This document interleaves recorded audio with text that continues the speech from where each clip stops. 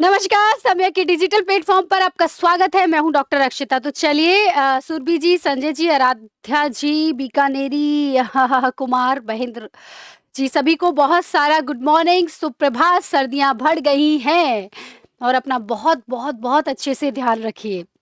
तो चलिए आज की क्लास हम शुरू करते हैं। जैसे कि हमारी परिपाटी है या जैसा हमें अच्छा लगता है, हम चाहते हैं कि जैसे ही बच्चे हमारे साथ जुड़े तो हम उनको जो है एक मोटिवेशनल कोट के साथ उनका स्वागत करें कि आज का आपका दिन बहुत-बहुत अच्छा हो। तो मैथिली शरण गुप्त जी का एक कोट है जो मुझे बहुत-बहुत पसंद है। सौरभ जी गुड मॉर्निंग, जो मुझे बहुत अच्छा लगता है ना? और मेरे हिसाब से वो कोट जो है वो आप सबको भी बहुत अच्छा लगता होगा। दुःख, शोक जब जो आन पड़े वो सब सहो। दुःख, शोक, सर्दी, गर्मी जब जो आन पड़े वो सब सहो। होगी सफलता क्यों नहीं, कर्तव्य पथ पर दृढ़ रहो। तो बस अपना कर्तव्य करते चलो, सफलता हमें ज़रूर मिलेगी। चलिए और विद्यार्थी जुड़ेंगे। इससे पहले एक बहुत-बहुत ज़रूरी सूचना आप सभी के लिए। आपको पता है 2 फरवरी 2025 को आरएएस प्रीलिम्स का एग्ज़ाम है। इसके अंतर्गत आपने आपकी तैयारी किस स्तर की है? उसी का चेक करने के लिए ये परीक्षा है कि आपने तैयारी कितनी कर ली है, उसका अवलोकन करें, आप उसका मूल्यांकन करें और उसमें कुछ यदि आपको ऐड ऑन करना है तो हमारी तरफ से वो ऐड ऑन भी इसमें मिलेगा। तो परीक्षा से पहले एक सम्यक परीक्षा आपको देनी है। आरएएस प्रीलिम्स 2024 जो कि 2 फरवरी 2025 को होने जा रहा है, उसकी एक परीक्षा हो रही है 19 जनवरी को, है ना? तो लगभग आपको 10-11 दिन लगेंगे। यदि मतलब 19 जनवरी को आप परीक्षा देंगे, आपका पेपर का परिणाम आ जाएगा, 10-11 दिन उस परिमार्जन के लिए रहेंगे, उसमें कुछ ऐड ऑन करना है तो रहेंगे। बाकी का एग्ज़ाम में बैठने का फ़ियर आपका खत्म होगा, ठीक है? और इसके साथ-साथ जो है वो एग्ज़ाम में किस तरीके के प्रश्न बनते हैं, उसके लिए आप कितने तैयार हैं, वो भी आपको याद आएगा, है ना? चलिए इसका टाइम रहेगा सुबह 10 बजे से ये शुरू होगा, 1 बजे तक 3 घंटे का रहेगा। ऑफ़लाइन और ऑनलाइन दोनों रहेगा, आरपीएससी के पैटर्न पर बेस्ड रहेगा। आप इस क्यूआर कोड पर स्कैन कर सकते हैं, ठीक है? क्यूआर कोड है रजिस्ट्रेशन के लिए, उसको स्कैन कर सकते हैं और उसके बाद इस परीक्षा में बैठने के लिए तैयार हो सकते हैं। तो चलिए मेरे हिसाब से आप सबको ये परीक्षा ज़रूर देनी चाहिए, बहुत-बहुत इम्पोर्टेंट है ना? क्लास ज़्यादा से ज़्यादा आप शेयर कर सकते हैं, शेयर कर दीजिए, अपनी स्टेटस लगा लीजिए, ग्रुप्स में डाल दीजिए, ठीक है?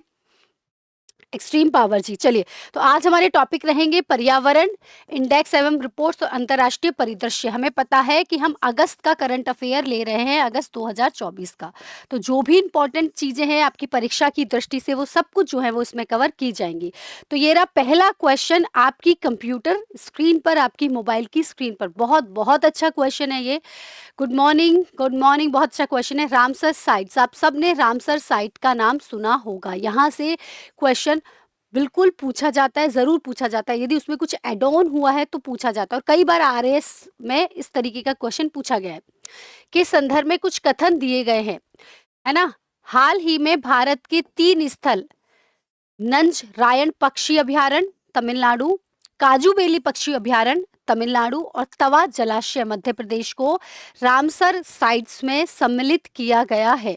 तो consider the following statement reference to the Ramsar sites, जिसमें हम बात कर रहे हैं, है ना? नंजरायण वर्ड सेंचुरी की जो तमिलनाडु में है, काजूबेली वर्ड सेंचुरी की जो तमिलनाडु में है और तवार जो आपका है ना जलाशय है उसकी मध्य प्रदेश में, जो उसके बारे में। वर्तमान में भारत में रामसर साइट्स की कुल 85 संख्या हो गई है।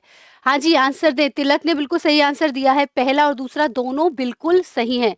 देखिए रामसर कन्वेंशन, आपको पता है कि रामसर कन्वेंशन हुआ था जिसके तहत जो है वो रामसर साइट्स के अंतर्गत जो है अब भारत में 85 रामसर साइट्स हो गई है। नई 3 रामसर साइट्स, 2 तमिलनाडु और 1 जो है वो मैं बात करूँ मध्य प्रदेश से जोड़ी गई हैं। अच्छा मेरा क्वेश्चन, बिल्कुल मेरा क्वेश्चन यहाँ पर आपसे ये है कि आप मुझे ये बताएँ, बिल्कुल मेरा क्वेश्चन आपसे है, आप मुझे ये बताएँ कि राजस्थान के कौन से स्थान जो हैं वो रामसर साइट्स के अंतर्गत आते हैं? बहुत अच्छा क्वेश्चन है। अगर मैं बात करूँ राजस्थान की, तो देखो पहला क्वेश्चन मैं आपसे पूछ रही हूँ कि राजस्थान के कौन से स्थल जो हैं वो रामसर साइट्स में आ रहे हैं? बताएँ। बहुत अच्छा क्वेश्चन, क्योंकि कथन में ना ये चीज़ें भी आपकी ऐड ऑन हो सकती हैं। रामसर साइट्स जिसे बोलते हैं हम, उसमें आ रहे हैं। तो बहुत सारे विद्यार्थियों ने जो है वो सही आंसर भी दिया है। पहले बताया है केवलादेव घना पक्षी विहार, बहुत बढ़िया। केवलादेव जो आपका घना पक्षी विहार है वो, है ना? कहाँ पर है ये? भरतपुर में। और दूसरा कौन सा है? वो कहाँ पर है? ये भरतपुर में। और दूसरा है आपका, आपको पता होगा, सांभरले। हाँ बिल्कुल, किसी ने शायद बताया भी होगा, है ना? जयपुर का सांभर, बहुत बढ़िया। तो सांभर जो है, सांभर लेक भी है, वो है आपका जयपुर का, बहुत बढ़िया। तो हो सकता है कि कथन में आपसे यहाँ से भी क्वेश्चन पूछा जाए। तो पहली बात, रामसर साइट्स की संख्या कितनी हो गई है? 85। 3 नए रामसर साइट्स अभी जुड़े हैं, 2 तमिलनाडु से, 1 मध्य प्रदेश से। दूसरी बात, तीसरी बात कि राजस्थान के 2 प्रमुख स्थल जो है वो रामसर साइट्स में अभी आते हैं। चलो बहुत बढ़िया, तुमने देख लिया, ठीक है। उसके बाद हाल ही में चूलनुआर और आदिचुंचगिरी को मोर अभयारण्य घोषित किया गया है। ये क्रमशः किस राज्य से संबंधित हैं? पर्यावरण आपकी परीक्षा में है, आपको पता होगा कि पर्यावरण जो है वो आपकी परीक्षा में आता है, ये सिलेबस में है। तो कर्नाटक और केरल से, केरल और तमिलनाडु से, तमिलनाडु और केरल से, और केरल और कर्नाटका से। तो अभी तक सही आंसर आया नहीं है। गुड मॉर्निंग, जय श्री कृष्णा। बिल्कुल सही आंसर नहीं आया है। देखो इसको हमने कैसे याद किया, एक तो चुलनुआर है, एक आदि चुंचगिरी है, ठीक है। तो है ना, आदि चुंचगिरी को हमने याद किया कि आधा कान जो है वो कैसा है, आधा कान जो है वो मोर का, है ना, मोर की आवाज सुनता है, क्योंकि मोर की आवाज बहुत अच्छी नहीं होती है। ऐसा बोलते हैं ना कि मोर की आवाज जो है अच्छी होती है, कि बहुत अच्छी होती है या नहीं होती होती है ना। तो आधा कान जो है बेसिकली, और जो अपन बात कर रहे हैं केरल की, तो छुक छुक करके, चुलचुल करके क्या चलती है? रेल चलती है। तो चुलनुआर जो है वो कहाँ पर है? केरल में, क्योंकि केरल में छुक छुक करके क्या चल रही है? रेल चल रही है, चुल करके रेल चल रही है। और आधे कान की बात हम कर रहे हैं, तो वो कहाँ पर है? कर्नाटक में, ठीक है। तो सही आंसर है इसका केरल और कर्नाटक। तो रिसेंटली जो है ना, आपका चुलनुआर और आदि चुंचगिरी वर डिक्लेयर्ड एज पिकॉक सेंचुरी, है ना। पिकॉक हमें पता है राष्ट्रीय पक्षी भी है। तो इस राष्ट्रीय पक्षी के संरक्षण के लिए, इसकी ब्रीडिंग के लिए भी केंद्र जो है यहाँ पर खोला गया है। तो इसका सही आंसर क्या है? दे बिलोंग्स टू केरला और कर्नाटका। केरल में छुक छुक करके, चुलचुल करके रेल चल रही है, और आधा कान जो है वो क्या है? मोर की आवाज सुन रहा है, पूरा नहीं सुन रहा है। इसलिए केरल और Karnataka is the correct answer. तो केंद्रीय पर्यावरण जो वन एवं जलवायु परिवर्तन मंत्री हैं, उन्होंने 5 अगस्त को कर्नाटक के आदि चुंचनगिरी और केरल के चुंचुनुआर को मोर अभयारण्य घोषित किया है। ये मैंने इसलिए बताया क्योंकि हम मोर के बारे में जानते हैं कि मोर हमारा राष्ट्रीय पक्षी है। तो इसको रिलेटेड यदि, इससे रिलेटेड यदि कुछ भी डेवलपमेंट हुआ है हमारे देश में, तो बिल्कुल इससे रिलेटेड कोई भी डेवलपमेंट हुआ है हमारे देश में, तो यहाँ से क्वेश्चन पूछा जा सकता है। याद रखना, यहाँ पर इसके संरक्षण के लिए और ब्रीडिंग के लिए भी केंद्र बनाया गया है ना। उसके संरक्षण के लिए और वहाँ पर ब्रीडिंग के लिए भी केंद्र जो है बनाया गया है। तो ये भी आपसे पूछा जा सकता है, बड़ा इंपॉर्टेंट सा क्वेश्चन है, कथन में पूछ सकते हैं, बिल्कुल। चलिए एक और क्वेश्चन आपकी कंप्यूटर स्क्रीन पर, बहुत अच्छा क्वेश्चन है ये, इस पर इंपॉर्टेंट आप मार्क करना, इंपॉर्टेंट मार्क करना, बहुत बहुत अच्छा क्वेश्चन है। गुरु घासीदास तिमोर पिंगला के संदर्भ में निम्नलिखित कथनों पर विचार कीजिए। इंपॉर्टेंट क्वेश्चन है, यह छत्तीसगढ़ में स्थित है, पहला कथन। दूसरा, हाल ही में इसे नए टाइगर रिजर्व के रूप में, बहुत बढ़िया आंसर आप देते हैं, मतलब मन खुश हो जाता है कि आप सच में बहुत अच्छे से जो है वो तैयारी करके यहाँ पर बैठे हैं। हाल ही में इसे नए टाइगर रिजर्व के रूप में अधिसूचित करने के प्रस्ताव को मंजूरी दी गई है। अगला, यह देश का सबसे बड़ा टाइगर रिजर्व होगा। तो सही आंसर, बिल्कुल सबसे बड़ा तो नहीं है, पीएसएस ने बिल्कुल बता दिया, पहला और दूसरा जो है, तीसरा सबसे बड़ा है। बहुत बढ़िया, बहुत बढ़िया। तो बिल्कुल सही है, पहला और दूसरा सही है, तीसरा जो है गलत है, क्योंकि ये सबसे बड़ा नहीं होगा जैसे उन्होंने बताया, तीसरा जो है वो टाइगर रिजर्व होगा। क्लियर है? अच्छा, गुरु घासीदास की जब हम बात करते हैं, हमें पता है कि गुरु घासीदास एक बहुत बड़े संत जो हैं वो रहे हैं, बिल्कुल वो बहुत बड़े संत रहे हैं, और इन्होंने जो है वो सामाजिक असमानता और आर्थिक असमानता के लिए, जातिवाद को ख़त्म करने के लिए जो है वो काम किया था। मतलब संत इन्हें बोलते हैं, इसीलिए इन्हीं के नाम पर जो है गुरु घासीदास मतलब गुरु घासीदास नेशनल पार्क जो है वो इसका नाम रखा गया है। इसी के साथ-साथ जो तिमोर पिंगला अभयारण्य है, इन दोनों को मिलाकर Guru Ghasidas national park plus Tamor Pingla अभयारण्य, इन दोनों को मिलाकर Guru Ghasidas Timor tiger reserve जो है वो हम लाए हैं। बिल्कुल, टाइगर रिज़र्व हम लाए हैं और ये टाइगर रिज़र्व जो होगा वो तीसरा जो है वो सबसे बड़ा टाइगर रिज़र्व कहलाएगा। इसके अंतर्गत जो है ये छत्तीसगढ़ में है, ठीक है? ये भी इसमें जो है वो इम्पोर्टेंट था, ठीक है? तो तीसरा होगा जो हमने बताया, जो इम्पोर्टेंट आपके लिए है। चलिए एक और, बिल्कुल एक और जो है क्वेश्चन आपकी कंप्यूटर स्क्रीन पर, बड़ा अच्छा क्वेश्चन आ रहा है। विश्व का पहला कार्बन रिमूवल बॉन्ड किसके द्वारा जारी किया गया है? The world's first carbon removal bond has been issued by whom? World Bank, New Development Bank, Asian Development Bank या एशियन इंफ्रास्ट्रक्चर इन्वेस्टमेंट बैंक? नहीं जी, अभी तक आंसर नहीं आया। बिल्कुल 2800, हाँ, बिल्कुल सही है, स्क्वायर मीटर का, बिल्कुल सही बता रहे हैं। नहीं, नहीं, गलत आंसर है अभी। अभी जो है वो सही आंसर नहीं आया है। अभी सही आंसर नहीं आया कि विश्व का, बहुत अच्छा क्वेश्चन, देखिए वो तो क्वेश्चन मैंने कहा टाइगर रिज़र्व वाला क्वेश्चन तो वैसे ही बहुत इम्पोर्टेंट है और राजस्थान की दृष्टि से तो वहाँ से क्वेश्चन आता ही है, जो हमने डिस्कस कर लिया था। नहीं, नहीं, सही आंसर है इसका विश्व bank is the correct answer.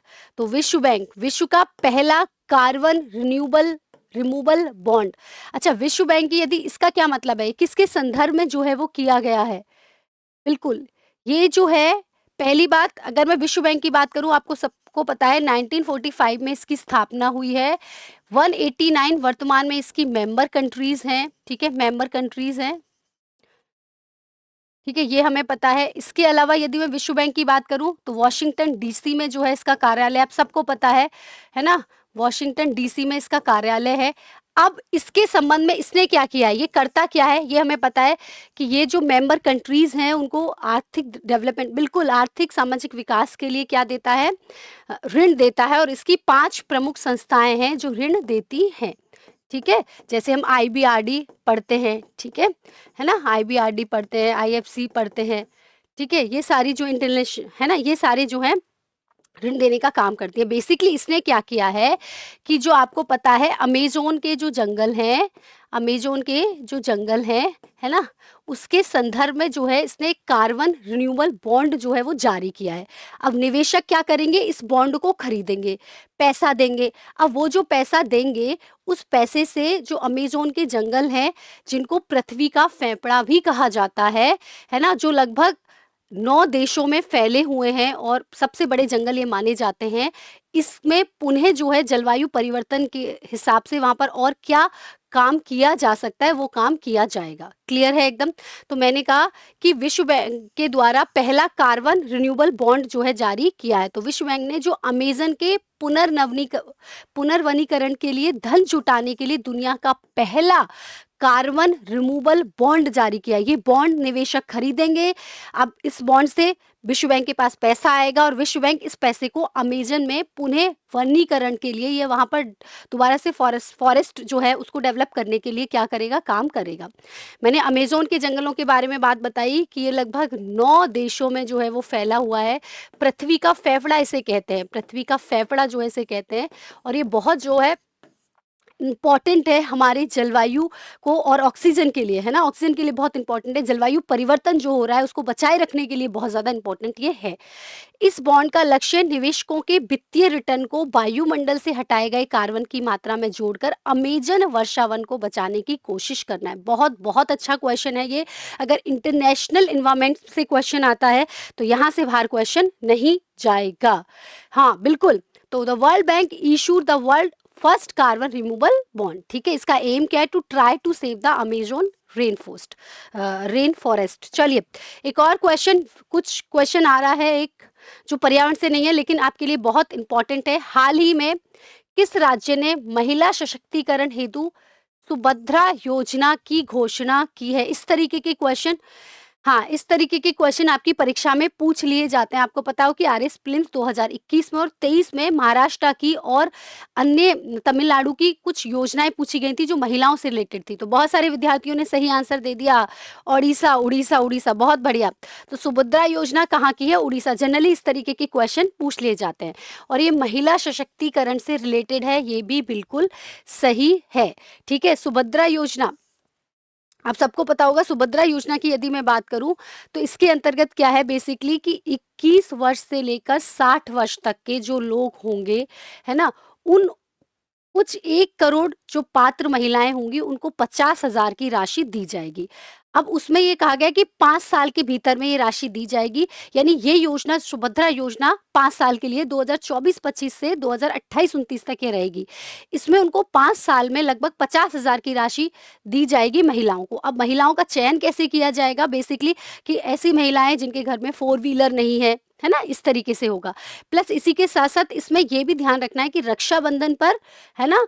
और इसी के साथ जो आपका वो 8 मार्च अंतर्राष्ट्रीय महिला दिवस होगा, उन दोनों दिन 5-5 हज़ार की राशि जो है इनको पूर्ण रूप से पूछी जाएगी। ठीक है? इसी के साथ-साथ, है ना, ये इसमें ध्यान रखना है। तो मैंने कहा उड़ीसा में सुभद्रा योजना के तहत 21 से 60 वर्ष की जो आयु की महिलाएँ होंगी, जो पात्र महिलाएँ कौन होंगी? जैसे मैंने कहा कि इसकी कुछ पात्र महिलाएँ जैसे जिनके यहाँ 4 व्हीलर नहीं है, जिनकी इनकम जो है वो जिनके घर में जो इनकम है वो 8 लाख से कम है, इस तरीके से। और इसमें 5 वर्षों में यानी 2024-25 से लेकर ये योजना 2028-29 तक जो है वो वैलिड रहेगी।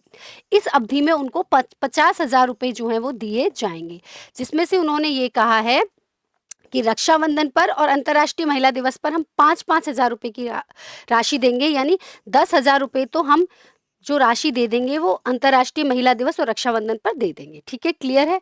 तो इसमें कुल राशि 5 वर्षों में कितनी दी जाएगी? 50,000। इसी के साथ-साथ रक्षाबंधन पर 5,000, अंतर्राष्ट्रीय महिला दिवस पर 5,000। अवधि कितनी रहेगी इसकी? 5 साल की। 5 साल में जिन महिलाओं का चयन किया जाएगा, लगभग 1 करोड़ महिलाओं का चयन किया जाएगा। ठीक है, क्लियर है? कहाँ की है ये? ओडिशा की है। बड़ी इम्पोर्टेंट स्कीम। चलिए, तो मैंने इसीलिए बोला था कि यहाँ से क्वेश्चन आ सकता है, बहुत अच्छा है। एक और क्वेश्चन आपकी कंप्यूटर स्क्रीन पर, देश में महिलाओं के खिलाफ साइबर अपराधों से लड़ने के लिए राष्ट्रीय महिला आयोग द्वारा डिजिटल शक्ति केंद्र स्थापित किया है, बताइए कहाँ पर किया है? डिजिटल शक्ति केंद्र स्थापित किया है, बताइए कहाँ पर किया है?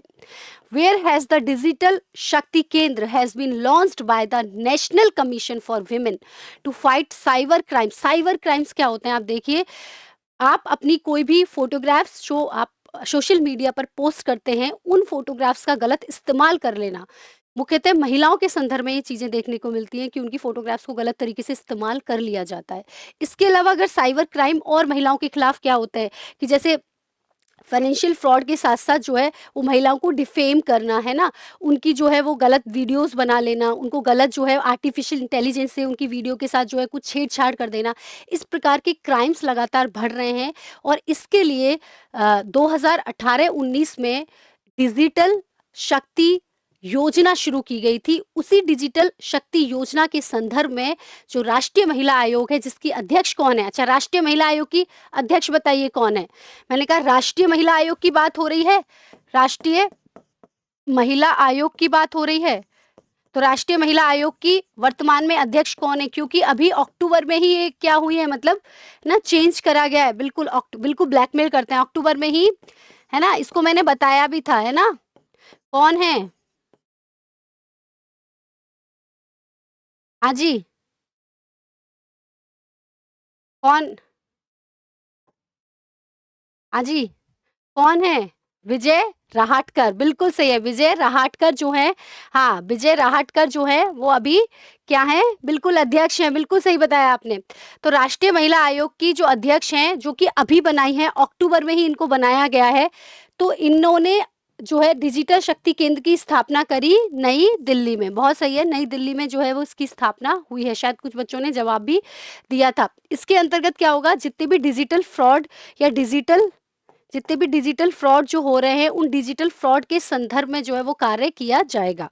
चलिए एक और क्वेश्चन आपकी कंप्यूटर स्क्रीन पर है ना, नई दिल्ली में है। इसका उद्देश्य ये है कि जागरूकता लोगों में पैदा करना और तकनीकी सहायता जो है उपलब्ध करवाना। इंडेक्सेस एंड रिपोर्ट से कुछ क्वेश्चन आ रहे हैं।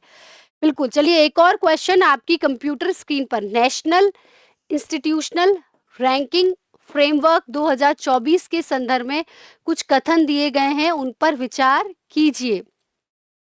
इसे केंद्रीय शिक्षा मंत्रालय द्वारा जारी किया गया है।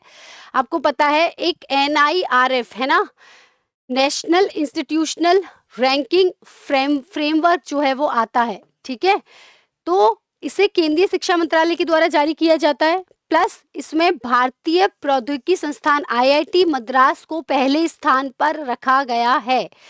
इसमें भारतीय विज्ञान संस्थान IIS बेंगलुरु देश का सर्वश्रेष्ठ विश्वविद्यालय है। तो बताइए कौन सा इसमें आंसर सही है? दोनों सही हैं या तीनों सही हैं? है ना, ईशू जी ने बता रहे हैं कि इसमें जो है वो, क्यों भाई तीसरा गलत क्यों है इसमें? आपने ऑप्शन पढ़ा नहीं, पहला और तीसरा, केवल दूसरा, पहला दूसरा तीसरा या पहला और दूसरा? तो सही आंसर आ गया है, तीनों ही इसके अंतर्गत क्या है, बिल्कुल सही है। देखिए जब अपन NIRF की बात करते हैं, NIRF जो रैंकिंग जारी की जाती है, जो इंडेक्स या रिपोर्ट ये जो जारी की जाती है, देखिए इसी तरीके तो कथा इसी तरीके तो मतलब बिना देखे डी लगा दिया है कि डी में ही 1 2 3 होगा, ऐसे नहीं भाई, है ना। तो मेरा कहने का मतलब NIRF ये जो रैंकिंग प्रदान की जाती है, इसके लिए केंद्रीय शिक्षा मंत्रालय जो है वो क्या रहता है, बिल्कुल केंद्रीय शिक्षा मंत्रालय इसके लिए कार्य करता है, ठीक है। अब इस वर्ष इसमें जो अपने को याद रखना है वो ये कि इस वर्ष इसमें 16 श्रेणियां जो हैं वो शामिल की गई हैं। 16 श्रेणियों में जो है वो प्राइज दिए गए हैं, रैंक दी गई है। पहली बात, यदि उच्चतर शिक्षा संस्थानों के लिए समग्र श्रेणी देखूं यानी सबसे बेहतर कौन सा है, तो हमें पता है IIT मद्रास, और IIT मद्रास के द्वारा हर साल कुछ ना कुछ पहल होती ही रहती है ना, कुछ ना कुछ यहाँ पर होता ही रहता है। तो वैसे भी इंपॉर्टेंट है कुछ ना कुछ इनोवेशन के लिए। और आपको पता होगा ये जो रैंकिंग दी जाती है इसके लिए 5 जो स्टैंडर्ड्स हैं, मापदंड हैं, वो तय किए गए हैं। जैसे शिक्षण पद्धति आपके यहाँ पर कैसी है, जैसे देखा जाता है कि आपका जो ग्रेजुएशन का रिजल्ट है वो कैसा रहता है। इसमें देखा जाता है कि भाई आपने कितनी रिसर्च की है, अनुसंधान आपके यहाँ किस तरीके से हो रहे हैं। इसके साथ इसमें जो अन्य शिक्षण पद्धतियां हैं उनके ऊपर आपने कितना काम किया है। तो इसके द्वारा इसके अंतर्गत जो NIRF जो रैंकिंग दी जाती है केंद्रीय शिक्षा मंत्रालय के द्वारा, वो इन कुछ स्टैंडर्ड्स को ध्यान में रखकर दी जाती है। हम देखेंगे इन कुछ स्टैंडर्ड्स के बाद सबसे ज़्यादा जो हमारे देश में, बिल्कुल सबसे ज़्यादा जो हमारे देश में शिक्षा संस्थानों में सबसे अच्छा माना गया है वो IIT मद्रास माना गया है। विश्वविद्यालय की यदि मैं बात करूं तो भारतीय विज्ञान संस्थान है IIS बेंगलुरु, वह माना गया है। प्रबंधन मैनेजमेंट की श्रेणी में देखूं तो मैनेजमेंट की श्रेणी में IIM अहमदाबाद जो है, बिल्कुल IIM अहमदाबाद जो है, हाँ वो जो है सबसे अच्छा प्रबंधन मैनेजमेंट का संस्थान है। यदि आपसे IIM अहमदाबाद के लिए बात की जाए तो बहुत मैनेजमेंट के लिए सबसे अच्छा संस्थान अभी वर्तमान में भारत में कौन सा हुआ भाई, वो IIM अहमदाबाद हुआ है ना, NIRF रैंकिंग के द्वारा, ठीक है। तो इस तरीके के क्वेश्चन आपसे पूछे जा सकते हैं। तो याद रखना, प्रबंधन में से अगर क्वेश्चन पूछा जाए कि NIRF रैंकिंग के अंतर्गत भारत में सर्वाधिक या सबसे जो नंबर 1 पर मैनेजमेंट का इंस्टीट्यूशन है वो कौन सा है, तो वो IIM अहमदाबाद है। यदि आपसे क्वेश्चन पूछा जाए कि सबसे NIRF रैंकिंग के अंतर्गत भारत में सबसे अच्छा जो संस्थान है ना, समग्र श्रेणियों में वो कौन सा है, IIT मद्रास। कौन सा विश्वविद्यालय को लेकर क्वेश्चन आ जाए तो वो आपका IIS। तो इस तरीके के क्वेश्चन आपसे पूछे जा सकते हैं, आपको याद रखने हैं। तो भारतवर्ष 2023 में वैश्विक कृषि निर्यात में कौन से स्थान पर रहा है, बड़ा अच्छा क्वेश्चन है। आपको पता है एग्रीकल्चर जो है वो आपके सिलेबस में है, तो एग्रीकल्चर से लेकर बड़ा अच्छा करंट का क्वेश्चन बन गया। इसमें हम और भी बात करेंगे कि भारत में 2023 में वैश्विक कृषि निर्यात में कौन सा स्थान प्राप्त किया है, 5वां, 7वां, 8वां या 10वां। तो अभी तक आंसर आए नहीं है। देखो वैश्विक कृषि निर्यात की बात करूं तो भारत का स्थान 8वां है। कौन सा है, 8वां है। हालांकि भारत के द्वारा जो कृषि उत्पादों का निर्यात किया जाता है उसमें कमी आई है 2022 की अपेक्षा, पिछली साल की अपेक्षा। हालांकि अगर मैं निर्यात की बात करूं तो भारत का जो कृषि है ना? भारत का जो वैश्विक कृषि निर्यात है, उसमें क्या आई है? कमी आई है। उसके बावजूद भारत का स्थान 8वां है। अच्छा, पहला स्थान कौन-सा है? पहला स्थान देखें तो यूरोपियन जो संघ है ना? यूरोपियन जो संघ है, उसका स्थान पहला है। यूरोपियन संघ की यदि हम बात करें तो हमें पता है लगभग 27 देश जो हैं वो यूरोपियन संघ के अंतर्गत आते हैं। तो सबसे ज़्यादा कृषि निर्यात कौन कर रहा है? वैश्विक कृषि निर्यात कौन कर रहा है? बिल्कुल, वो कर रहा है यूरोपियन संघ। और भारत का स्थान कौन-सा है इसमें? 8वां है।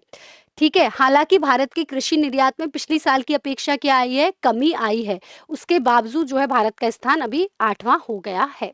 तो भारत ने 2022 में अपने कृषि निर्यात में $55 बिलियन का कृषि निर्यात किया था और इस बार $51 बिलियन का निर्यात किया है। यानी इस बार जो कृषि निर्यात में क्या आया है?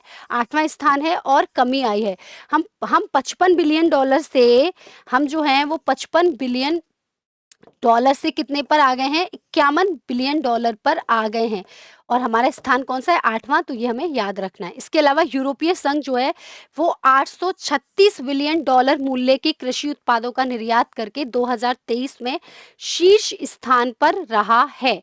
चलिए, एक क्वेश्चन और पूछूं? अच्छा, राजस्थान की बात करूं तो राजस्थान के जो सकल राज्य मूल्यवर्धन है, चलो छोड़ो, है ना?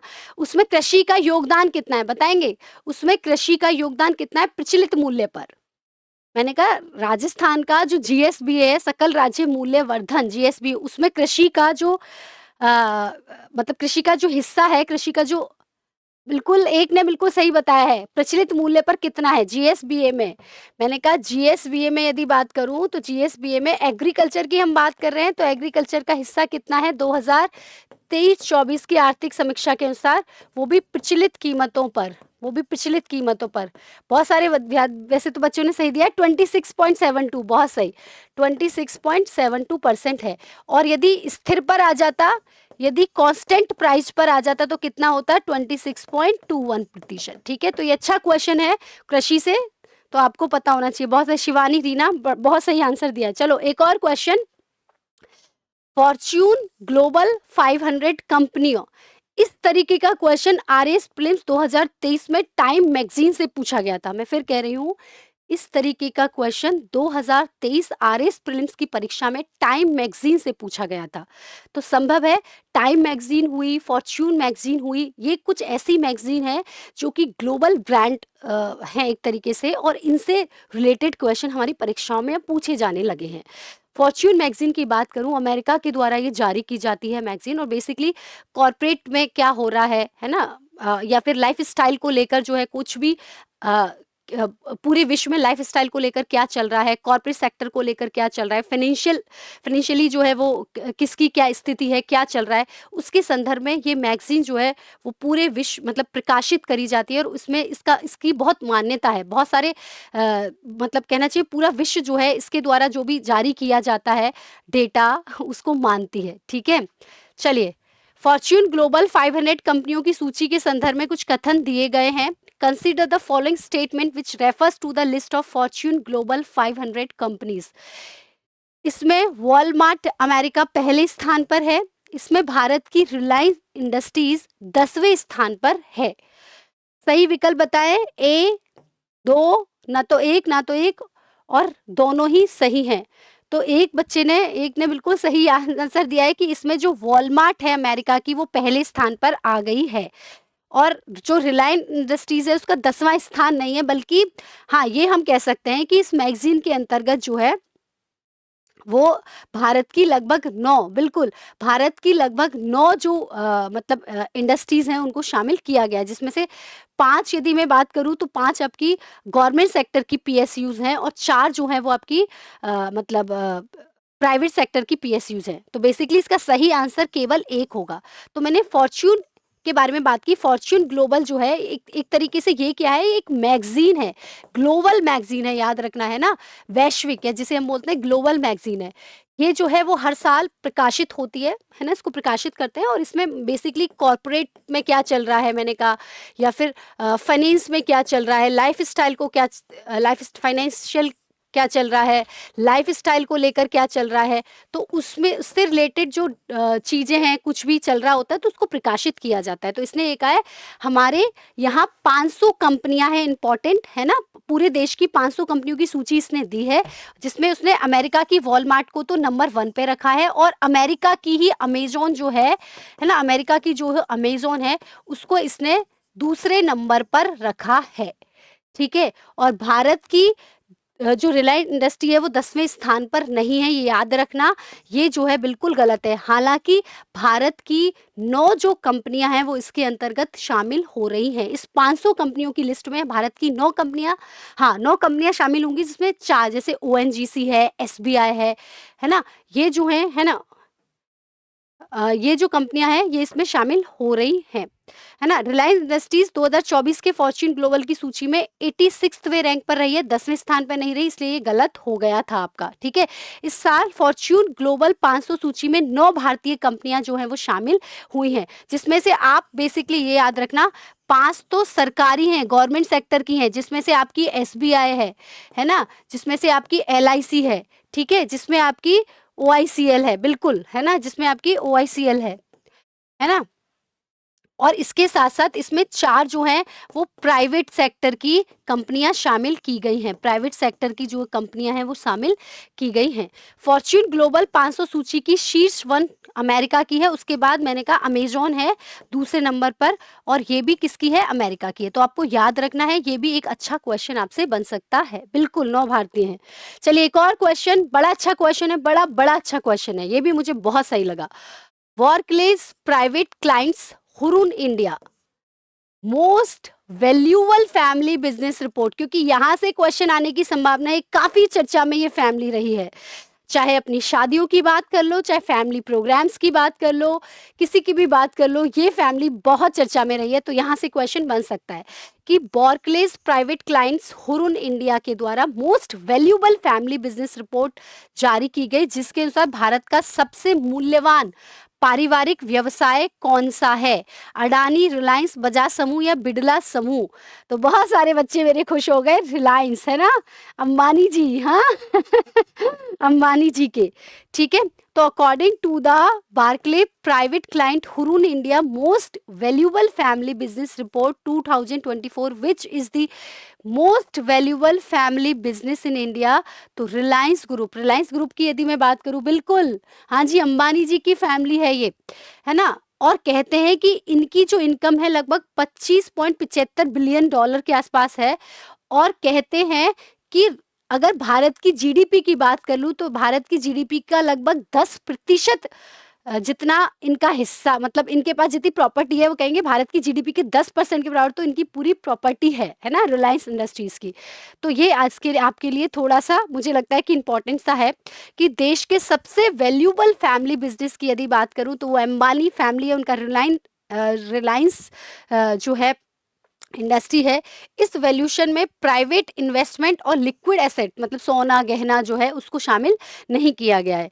उसके बाद नाडार फैमिली है, जिसकी रोशनी नाडार टॉप 10 फैमिली बिजनेस की लिस्ट में एकमात्र महिला है। ये भी हमें याद रखना है, ये भी आपका इंपॉर्टेंट हो जाता है कि नाडार फैमिली की जो रोशनी नाडार है वो उसमें शामिल होने वाली एकमात्र महिला है। बिल्कुल ऐसा नहीं है, वो कह रहे शादी में बान हमने भी दिया रिचार्ज के रूप में। अच्छा चलिए एक और क्वेश्चन, बहुत अच्छा, अंतर्राष्ट्रीय परिदृश्य से आपकी कंप्यूटर स्क्रीन पर। गुजरात के लोथल में राष्ट्रीय समुद्री विरासत परिषद विकसित करने हेतु भारत ने किस देश के साथ समझौता ज्ञापन पर हस्ताक्षर किए हैं? बहुत सही आंसर जो है वो आ गया है। With which country India has signed an MOU to develop a national maritime heritage complex at जो है लोथल इन गुजरात? तो बहुत सही आंसर दिया है, वियतनाम। बहुत बढ़िया, है ना? बेसिकली ये जो राष्ट्रीय समुद्री विरासत परिषद है इसके अंतर्गत, बिल्कुल नहीं नहीं नहीं नहीं नहीं, बी आंसर दे रहे हैं बहुत सारे, बी आंसर जो है वो ज्यादातर आ रहे हैं, है ना? हाँ जी, संजय जी, जबरा जी, प्रियंका जी, प्रियंका ने गलत पता, गोदी बादा तो कुछ नहीं है। चलिए, वियतनाम है एक्चुअली, ये दुनिया का सबसे ऊँचा जो है कहना चाहिए कि लाइट हाउस संग्रहालय होगा और भारत के लिए इसलिए इम्पोर्टेंट है कि भारत का नेवी का संग्रहालय यहाँ पर बनेगा। बिल्कुल, भारत का नेवी का जो संग्रहालय है, वो यहाँ पर बनेगा, नौसेना संग्रहालय, इसलिए ये इम्पोर्टेंट है। प्लस ओपन वाटर गैलरी होगी, वो तो है ही। मतलब हम समुद्र को भी क्या कर रहे हैं, हम ये कह रहे हैं कि समुद्र जो है, हम ये कह रहे हैं कि समुद्र जो है उसकी विरासत परिसर है ना। एक परिसर क्या होता है? परिसर मतलब एक घर की तरह, मतलब एक जो आपका घर का परिसर है, ये आपका स्कूल का परिसर है, ये आपका कॉलेज का परिसर है। ऐसे ही वहाँ पर समुद्री विरासत को क्या करने का, उसको ढंग से सँभाल के रखने का एक परिसर है, जहाँ पर मुख्य आपको याद रखना है कि नौसेना का संग्रहालय जो है वो यहाँ पर बनेगा, है ना? नौसेना का नेवी का संग्रहालय यहाँ पर होगा, जिसमें बहुत सारी चीज़ें जो हैं वो होंगी, तो ये आपके लिए इम्पोर्टेंट हो जाता है। चलिए, और वियतनाम की मदद से हम इसको क्या कर रहे हैं, बना रहे हैं। बिल्कुल, चलिए एक और क्वेश्चन आपकी कंप्यूटर स्क्रीन पर। हाल ही में भारत ने किस देश के साथ आपूर्ति व्यवस्था की सुरक्षा पर हस्ताक्षर किए हैं? With which country has India recently signed a security of supply arrangement, जिसे हम SOSA भी कहते हैं, बड़ा इंपॉर्टेंट SOSA। रूस के साथ, फ्रांस के साथ, जापान के साथ या USA के साथ? तो सही आंसर नहीं आए हैं, सही आंसर अभी भी नहीं आए हैं। बिल्कुल, संजय ने सही आंसर दे दिया, संयुक्त राज्य अमेरिका के साथ हमने आपूर्ति व्यवस्था की सुरक्षा पर जो है बिल्कुल समझौता किया है। अच्छा, इसकी यदि मैं बात करूं, USA के साथ हमने किया है। इसकी यदि हम बात करें तो इसमें क्या होगा, जितनी भी एक दूसरे की आवश्यकताओं के लिए जो भी हमें औद्योगिक संसाधन हैं, उसको हम इजीली प्राप्त कर सकते हैं। हालांकि यूएसए के साथ हमने और भी बहुत सारे समझौते कर रखे हैं, जिनके ऊपर आरएस में क्वेश्चन आए भी हैं। ये जो आपका समझौता है वो आपूर्ति व्यवस्था को लेकर है, जो यूएसए के साथ किया गया है। इसके अंतर्गत जितने भी औद्योगिक संसाधन इत्यादि हैं, उनको एक्सचेंज जो है वो किया जा सकता है, जिससे कि हो सकता है बहुत सारी टेक्नोलॉजी हमें अब यूएसए से हमें आपूर्ति श्रृंखला के संदर्भ में जो है वो पूछने को, वो मतलब प्राप्त करने को मिले, जो भारत के लिए तो बहुत ज़्यादा, क्योंकि अगर यूएसए की बात करें तो यूएसए जो है वो टेक्नोलॉजी में और औद्योगिक संसाधनों की टेक्नोलॉजी में बहुत बहुत अच्छा है। तो अगर हम वहाँ से क्या करेंगे, लेन देन करेंगे, प्राप्त करेंगे, तो ये अपने आप में क्या हो जाएगा, बहुत इंपॉर्टेंट हो जाएगा। चलिए, एक और क्वेश्चन आपकी कंप्यूटर स्क्रीन पर। हाल ही में नवा नगर के जाम साहब का स्मारक चर्चा में रहा। क्यों रहा था? क्योंकि पीएम मोदी जी गए थे वहां पर, दो प्रमुख देशों में गए थे। तो यह किस देश में स्थित है? बिल्कुल, फ्रांस के साथ यूपीआई ट्रांजैक्शन हमने कर लिया है, बिल्कुल सही बात है। हाँ, नवानगर के जाम साहब का स्मारक बहुत चर्चा में रहा। क्यों रहा? क्योंकि दो प्रमुख देशों की यात्रा अगस्त में नरेंद्र मोदी जी के द्वारा की गई थी। बिल्कुल, एक का सही आंसर आ गया, ऑस्ट्रेलिया, पोलैंड, यूक्रेन और लुथा लुथानिया। भाई संजय जी ने बिल्कुल गलत आंसर दे दिया है, बाड़मेर। हरविंदर बिल्कुल सही आंसर दे रहे हैं, पोलैंड इज दी। आपको हालांकि ये सही है कि नरेंद्र मोदी जी पोलैंड और यूक्रेन की यात्रा पर गए थे, जहां पर पोलैंड में उन्होंने जो नवानगर है, जिसका पहला नाम जामनगर था, उसके जाम साहब पर जाकर जो है वो गए थे। वो वहाँ पर उनको बहुत सम्मान जो है वो वहाँ पर प्राप्त हुआ था, इसलिए ये काफ़ी चर्चा में रहा।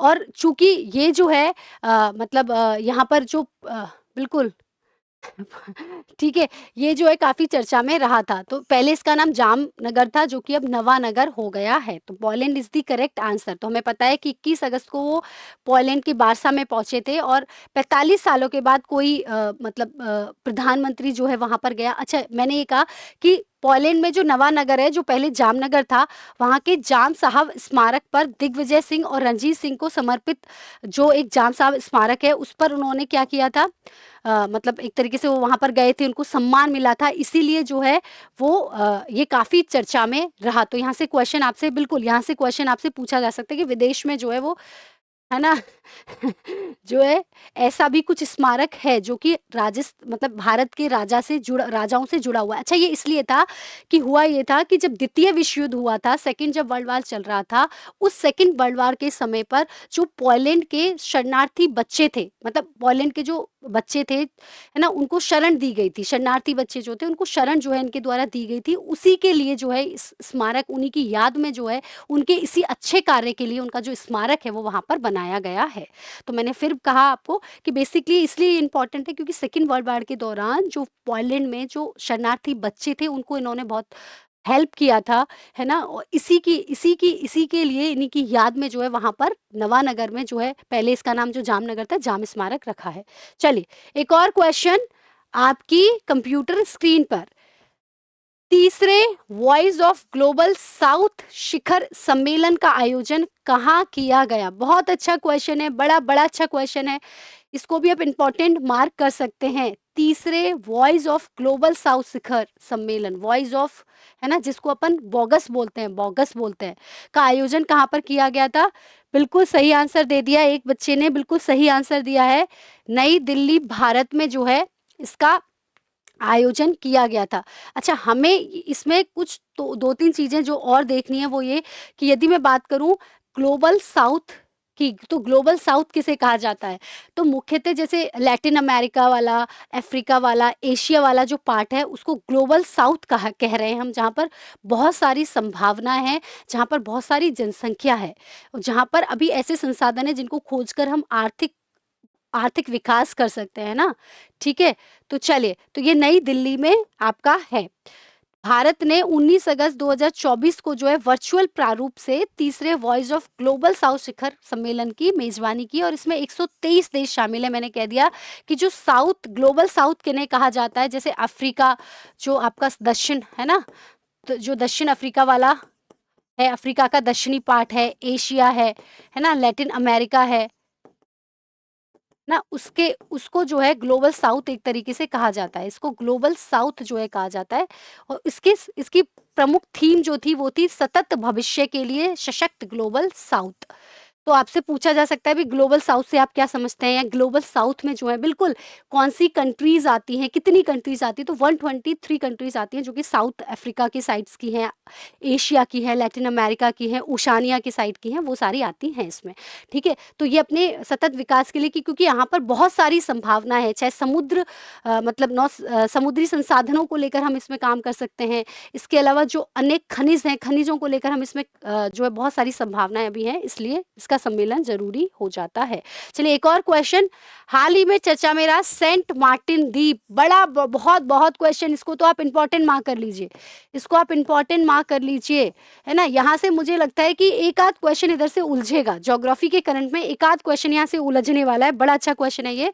हाल ही में चर्चा में रहा सेंट मार्टिन द्वीप कहाँ पर है? अरब सागर में, बंगाल की खाड़ी में, लाल सागर में, या दक्षिण चीन सागर में? नहीं, ये मॉरिशस वाला नहीं है। देखिए, सेंट मार्टिन द्वीप की यदि मैं बात करूँ तो हालाँकि बहुत छोटा-सा द्वीप है, इसको म्यांमार के द्वारा जो है वो बांग्लादेश को दिया गया था, और बांग्लादेश की जब कहना चाहिए कि कह रहे हैं कि बांग्लादेश में जो तख्ता पलट एक तरीके से हुआ है, वो तख्ता पलट का रीज़न ये भी है कि इन्होंने जो है वो सेंट मार्टिन द्वीप जो उसके लिए काम जो है वो नहीं किया था। अच्छा, तो शेख हसीना को जो है वो भगा दिया गया यहाँ से, ठीक है? तो इसका ये जो है वो बंगाल की खाड़ी में है। तो बेसिकली मैंने इसमें बताया है कि ये म्यांमार के द्वारा एक समझौता संधि हुई थी जिसमें बांग्लादेश को दे दिया गया था, बे ऑफ बंगाल में है ये, बहुत छोटा-सा द्वीप है, और इस द्वीप को हम कोरिलेट करते हैं कि कहीं न कहीं जो बांग्लादेश में तख्ता पलट हुआ, वो नाराज़गी सेंट मार्टिन द्वीप को लेकर थी, किसको? सेंट मार्टिन द्वीप को लेकर थी, यूएसए के अंतर्गत। तो ये भी एक एक बहाना कह सकते हैं, एक एक बात कह सकते हैं कि एक है। तो सेंट मार्टिन द्वीप जो है वो बंगाल की खाड़ी में है और केवल 3 वर्ग किलोमीटर का क्षेत्र है, मैंने कहा बहुत छोटा-सा है, और बंगाल की खाड़ी के उत्तर-पूर्वी भाग में ये स्थित है। तो यूएसए का एक तरीके से मैंने कही कि विरोध जो है उसके रूप में, जिसमें शेख हसीना जी जब इस्तीफ़ा दे दिया था उन्होंने, और वो उसको छोड़कर जो है वो आ गई थी भारत, तो अंतरिम सरकार किसे बनाया गया था?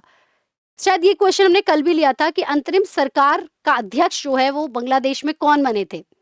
बिल्कुल, मोहम्मद यूनिस जी, जो कि नोबेल पुरस्कार और माइक्रो फाइनेंस के लिए जाने जाते हैं। तो कल ये क्वेश्चन अपन ने करा भी था। चलिए, एक और क्वेश्चन, भारत द्वारा वित्त पोषित बुनियादी ढांचा परियोजना अड्डू रिक्लेशन एंड शोर प्रोटेक्शन प्रोजेक्ट का उद्घाटन कहाँ पर किया गया है? नेपाल में, भूटान में, श्रीलंका में या फिर मालदीव में भारत द्वारा, अभी भारत आपको पता है कि अपने आस-पास के पड़ोसी देशों में काफ़ी ज़्यादा फ़ाइनेंशियली हेल्प कर रहा है। तो उस फ़ाइनेंशियल हेल्प के अंतर्गत एक जगह है, जिसके अंतर्गत उन्होंने एक देश में एक परियोजना चलाई है कि रोड डेवलपमेंट को रिलेटेड है, रोड डेवलपमेंट से रिलेटेड है जो है ना, शोर जो ये रोड प्रो है ना, रोड प्रोटेक्शन जो प्रोजेक्ट है ये है। Where was the India funded infrastructure project Addu declaration and है ना, road protection project inaugurated? Nepal, Bhutan, Sri Lanka या फिर मालदीव? मालदीव।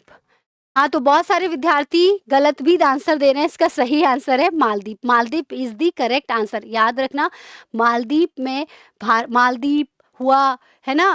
और ये मॉरिशस हुआ, हमारा इंडिया यहाँ पर काफ़ी सारी फंडिंग कर रहा है, खूब सारी फंडिंग कर रहा है। ठीक है? तो भारत और मालदीव ने 11 अगस्त 2024 को जो अड्डू शहर है, उसमें जो नई दिल्ली है, मतलब उसके द्वारा वित्त पोषित एक बुनियादी ढांचा, मतलब इंफ्रास्ट्रक्चर को डेवलपमेंट करने के लिए एक उद्घाटन किया। इसके अंतर्गत जो है ना? Addu declaration and road protection project जो है वो आया, जिसमें 4 लेन की डेटोर लिंक रोड परियोजना जो है वो बनाई जाएगी। और इसमें आपको याद रखना है कि भारत सरकार का जो एक्सिम बैंक है, एक्सिम बैंक क्या हुआ आपका, है ना? एक्सपोर्ट इम्पोर्ट बैंक, जो कि आयात निर्यात के लिए क्या देता है, फंड प्रोवाइड कराता है, ठीक है? उसके द्वारा लाइन ऑफ क्रेडिट के तहत जो है सुविधा दी गई है। तो हमें याद रखना है, ये जो बुनियादी ढांचा की परियोजना है, वो भारत सरकार के द्वारा पैसा दिया जा रहा है, उसके लिए मालदीव में है। और इसके अंतर्गत 4 lane road development, infrastructure development जो है किया जाएगा। और इसके लिए जो लाइन ऑफ क्रेडिट की सुविधा दी जा रही है, पैसे की सुविधा दी जा रही है, वो एक्सिम बैंक के द्वारा दी जा रही है। ये आपको याद यहाँ पर रखना है कि इसके लिए जो हेल्प करी जा रही है, वो एक्सिम बैंक के द्वारा की जा रही है। तो ये भी आपके लिए बहुत ज़्यादा इम्पोर्टेंट जो है वो हो जाता है। ये आयात निर्यात बैंक है एक तरीके से, ठीक है? इसका मतलब क्या है कि ये बैंक जो है आयात निर्यात के लिए जो योजना बेसिकली चलाई जाती है, उनके संदर्भ में ये फंड देता है। लेकिन यहाँ पर line of credit Exim bank के द्वारा दी गई है, तो ये आपके लिए इम्पोर्टेंट हो जाती है। चलिए एक छोटा-सा क्विक रिवीजन करते हैं, फिर आगे की लेंगे। मैंने आपको पहले बताया कि ये जो योजना अभी आरएस के लिए जो है 19 जनवरी को एक टेस्ट जो है वो ऑर्गेनाइज़ कराया जा रहा है, मेगा टेस्ट। तो आप सब लोग प्लीज़ इसमें पार्टिसिपेट करिएगा। हाँ, बिल्कुल एक्सिम बैंक इंडिया का ही है। आयात-निर्यात के लिए जो है ये पैसा बेसिकली देता है, फंड प्रोवाइड कराता है। 10 से 1 का टाइम रहेगा, ऑनलाइन, ऑफलाइन आप दोनों इससे जुड़ सकते हैं। तो प्लीज़ ये एग्ज़ाम आपको ज़रूर देना है। एक क्विक रिवीजन हम करेंगे फटाफट से। पहले पर्यावरण को लेकर रामसर साइट्स की हमने बात की थी, तो हाल ही में रामसर साइट्स के अंतर्गत 3 जो रामसर 3 जो रामसर साइट्स हैं वो शामिल की गई हैं, जिसमें 2 तो तमिलनाडु से हैं, एक मध्य प्रदेश से है। तमिलनाडु के नंजरायण पक्षी अभयारण्य है, काजूबेली पक्षी अभयारण्य है, और तवा जलाशय जो है मध्य प्रदेश में। तो आपसे सीधे-सीधे क्वेश्चन जो है मिलान करने में भी आ सकता है, क्योंकि ये अभी चर्चा में है, ठीक है? इसके साथ-साथ वर्तमान में अब रामसर साइट्स की संख्या जो है वो कितनी हो गई है, 85। और इसके साथ-साथ मैंने आपको कहा था सबसे ज़्यादा जो है ना, बिल्कुल सबसे ज़्यादा भारत की यदि मैं बात करूँ तो भारत में, अच्छा ये फ्री है क्या? ये तो आप आपके पास कॉन्टैक्ट नंबर है ना? कॉन्टैक्ट नंबर आ रहा है सम्यक का, तो वहाँ पर आप पूछ लीजिए, है ना? निःशुल्क तो इसमें कहीं लिखा नहीं हुआ है, तो आई होप कि कुछ इसके चार्जेस शायद होंगे, बाकी का मुझे पता नहीं है, है ना? आप टेक्निकल टीम मुझे बताए कि एग्ज़ाम फ्री है क्या सर? एक बार प्लीज़ आप बता दें कि ये एग्ज़ाम फ्री है क्या? ठीक है, तो ये 1 और 2 दोनों इसमें सही थे। अगला क्वेश्चन जो हमने देखा था, वो था चुलनुआर और आदि चुंचनगिरी को मोर अभयारण्य घोषित किया गया है। तो ये दोनों कहाँ पर है? हमने पाता कि केरल रेल चुलचुल चल रही है, तो हमने कहा केरल में तो चुलनुआर है, और आदि चुंचनगिरी जो है वो कर्नाटक में है ना, ठीक है? कर्नाटक में है। मोर हमारा राष्ट्रीय पक्षी है, जिसके बारे में हमने बात भी की थी, ठीक है? गुरु घासीदास तिमोर पिंगला के संदर्भ में क्वेश्चन पूछा गया था, इसके बारे में हमने बात की थी। ये छत्तीसगढ़ में है, और मोर पिंगला जो नेशनल पार्क है और तिमोर पिंगला अभयारण्य, उन दोनों को मिलाकर एक टाइगर रिजर्व बनाया जाएगा, और ये हमारे देश का तीसरा सबसे बड़ा टाइगर रिजर्व होगा। ये आपके लिए इम्पोर्टेंट है। इसी के साथ साथ विश्व का जो पहला कार्बन रिमूवल बॉन्ड जो घोषित किया है, वो किसने घोषित किया है? वो वर्ल्ड बैंक के द्वारा घोषित किया गया है और इसके अंतर्गत जो अमेज़न के वर्षावाहिनी जंगल हैं, उनको बचाने के लिए उनका पुनर्वनीकरण करने के लिए जो है ये बॉन्ड जारी किया जाएगा। अब इस बॉन्ड से जो भी पैसा आएगा, उस बॉन्ड का उपयोग जो है वो इन अमेज़न के जंगलों के डेवलपमेंट के लिए किया जाएगा। तो ये हमने देखा। उसके बाद हमने देखा था कि महिला सुभद्रा योजना जो महिला सशक्तिकरण के लिए शुरू की गई है, वो ओडिशा में शुरू की गई है। इसके अंतर्गत 21 से 60 वर्ष की आयु रखी गई है।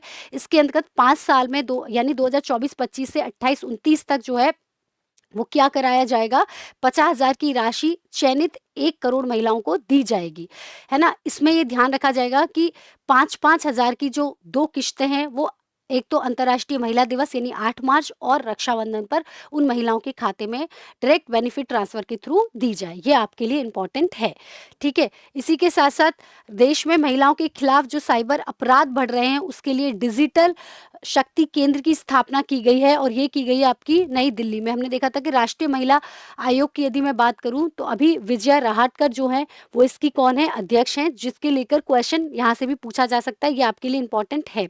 उसके बाद कुछ इंडेक्सेस और रिपोर्ट्स हमने देखी थी जिसमें हमने कहा था कि जो नेशनल इंस्टीट्यूट रैंकिंग फ्रेमवर्क है, इसके अंतर्गत हमने national institute for ranking framework है जिसमें हमने देखा था कि ये केंद्रीय शिक्षा मंत्रालय के द्वारा जारी किया जाता है। प्लस इसके अंतर्गत जो समग्र इसकी हमने देखा था 16 श्रेणियों में पुरस्कार दिए गए हैं। समग्र श्रेणी में जो पुरस्कार मिला है, सबसे अच्छा इंस्टीट्यूट जो है वो आईआईटी मद्रास है। उसके बाद सबसे अच्छा विश्वविद्यालय की यदि मैं बात करूं तो विश्वविद्यालय की श्रेणी में हमने देखा था बेंगलुरु का है, ठीक है, आईएएस। उसके बाद हमने देखा था कि यदि आपसे पूछा जाए कि सबसे ज़्यादा मैनेजमेंट के लिए सबसे अच्छा जो है मतलब मैनेजमेंट के लिए सबसे अच्छा इंस्टीट्यूट इंडिया में कौन-सा है इस रैंकिंग फ्रेमवर्क के अकॉर्डिंग, तो वो आपका आईआईएम अहमदाबाद। इसी के साथ हमने देखा कि वैश्विक कृषि निर्यात की यदि मैं बात करूँ तो भारत का स्थान वैश्विक कृषि निर्यात करने में 8वें नंबर पर है, ठीक है। पहले भारत जो है वो लगभग 55 बिलियन टन का जो है वो क्या करता था, 55 बिलियन डॉलर का 55 बिलियन डॉलर का निर्यात कर रहा था, जो घटकर 51 बिलियन डॉलर पर पहुंच गया। यानी भारत जो है उसमें कृषि वैश्विक निर्यात में भारत के में कमी आई है। इसी के साथ-साथ यूरोपियन संघ जो है वो कृषि वस्तुओं के निर्यात में पूरे विश्व में नंबर 1 पर है।